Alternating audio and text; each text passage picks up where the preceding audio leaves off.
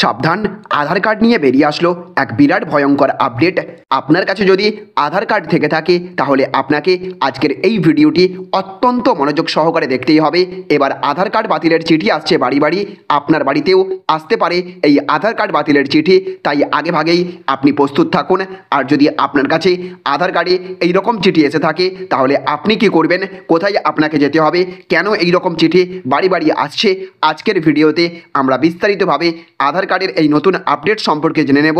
আর তার আগে আপনাদের কাছে ছোট্ট একটা অনুরোধ, আমাদের এই ইনফরমেশন আপনাদের যদি ভালো লেগে থাকে তাহলে অবশ্যই ভিডিওটিতে এক্ষুনি একটা লাইক করে দেবেন এবং জনস্বার্থে ভিডিওটিকে প্রচুর পরিমাণে শেয়ার করবেন, যাতে করে দেশের প্রত্যেক নাগরিক আধার কার্ড নিয়ে এই নতুন আপডেট সম্পর্কে জানতে পারেন এবং সতর্ক থাকতে পারেন।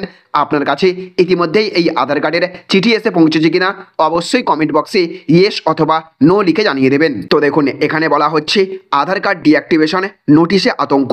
বিস্তারিতভাবে বলা হয়েছে লোকসভা ভোটের আগে বাংলাতেও এনআরসি সিএএ নিয়ে বিজেপি রাজনীতি করতে চাইছে বলে গত বেশ কয়েকদিন ধরেই অভিযোগ করছিলেন মুখ্যমন্ত্রী মমতা বন্দ্যোপাধ্যায়। বিধানসভাতেও মমতা অভিযোগ করেছেন অনেক জায়গায় আধার কার্ড বাতিল করে দিচ্ছে যাতে মানুষ ভোট দিতে না পারে। তার মধ্যেই নতুন করে বিতর্ক তৈরি হয়েছে পূর্ব বর্ধমানের জামালপুর থানার জৌগ্রাম আজাপুর আবুঝহাটির প্রায় ৮০টি পরিবারের কাছে এই দিনে আধার কার্ড ডিঅ্যাক্টিভেট করার চিঠি পৌঁছানোয় এদিন দুপুরে ডাক মারফত যে চিঠি ওই পরিবারগুলো হাতে পেয়েছে তাতে পরিবারের সদস্যদের আধার কার্ডের নম্বর উল্লেখ করে জানানো হয়েছে unique identification authority of India বা ইউআইডিআই ওই কার্ডগুলি নিষ্ক্রিয় করে দিয়েছে।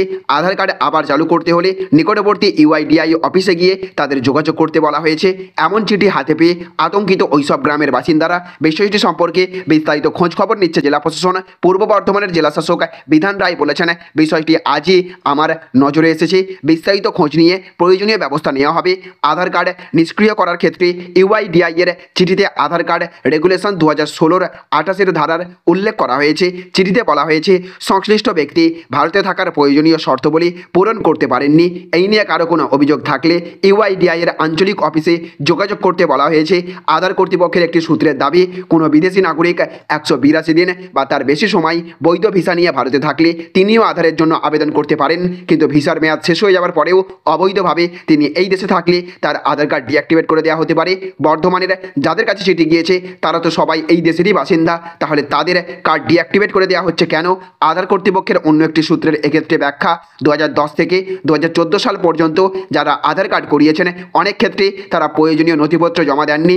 এখন আধার ডেটাবেস পরীক্ষা করে তেমন ব্যক্তিদের নোটিশ পাঠানো হচ্ছে, তারা আধার কার্ডের জন্য প্রয়োজনীয় নথিপত্র জমা দিলে আবার তা অ্যাক্টিভেট করে দেওয়া হবে। যদিও আধার কর্তৃপক্ষ এই বিষয়টা নিয়ে কোনো সরকারি বিবৃতি এই দিন রাত পর্যন্ত দেননি। তাহলে ফ্রেন্ডস, বুঝতে পারলেন, আপনার কাছেও যদি আধার কার্ডের এই চিঠি এসে থাকে তাহলে আপনিও প্রস্তুত থাকুন, কারণ আপনার কাছেও আসতে পারে এই রকম চিঠি। আর যদি একবার আপনার কাছে এই রকম চিঠি এসে পৌঁছায় তাহলে আপনাকে আধার কার্ডের অফিসে গিয়ে নতুন করে আধার কার্ড অ্যাক্টিভ করতে হবে। তো ফ্রেন্ডস, এই চিঠি আপনার কাছে এসে পৌঁছেছে কিনা অবশ্যই কমেন্ট বক্সে লিখে জানিয়ে দেবেন। তো ফ্রেন্ডস, এই ছিল আজকের ছোট্ট একটি ইনফরমেশন। যদি ভিডিওটি আপনাদের ভালো লেগে থাকে তাহলে অবশ্যই ভিডিওটিতে এক্ষুনি একটা লাইক করবেন এবং জনস্বার্থে ভিডিওটিকে প্রচুর পরিমাণে শেয়ার করবেন। ভালো থাকবেন, সুস্থ থাকবেন। Thank you friends, thank you for watching.